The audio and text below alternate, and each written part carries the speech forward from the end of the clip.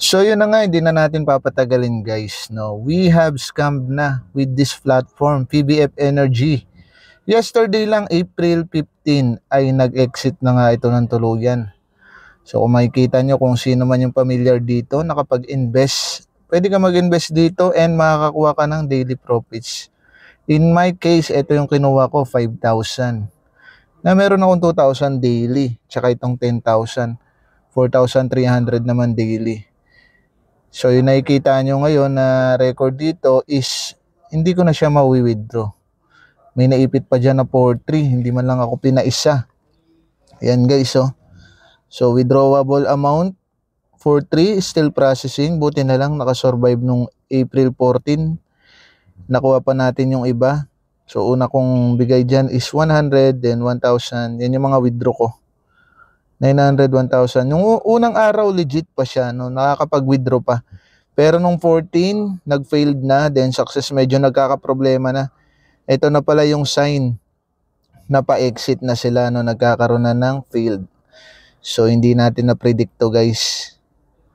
Yan, 4,3, medyo masakit sa mata yan. Yan, 2,148. So try natin, i-withdraw natin, no? Kahit alam natin na hindi na natin makukuha. Para lang sakta ng sarili. Okay guys, no, yan sa mga nakaka-relate sa akin, no, mga nag-invest dito, invest wisely na lang sa mga next platform like this, no. Napakaganda ng umpisa nito guys. Ayan, no, sobrang bilis lang mag-withdraw dito.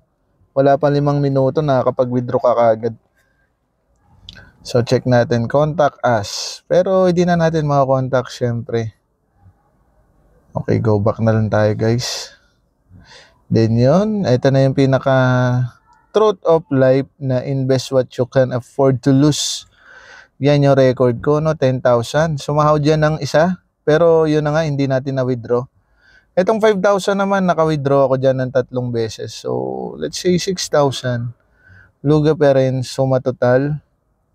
So, it's a life lesson na lang. Siguro susunod na platform, I'll think about it. No, medyo late na kasi ako, April 11. April 8 pala siya na launch. Pero ito, tatry natin yung bago. Risk taker naman tayo. So, let us try, no? Yung bagong platform. Makikita niyo yan sa susunod na video ko. Yan, puro fail. Okay, next time guys, check wisely na lang, no? Tsaka maganda talaga dito pag nauuna ka. Tulad na lang yung next platform na sasalihan natin dito sa YouTube. I-upload ko mamaya ang video natin. So guys, see you guys and happy earnings. Paldo o baldog. Yun lang.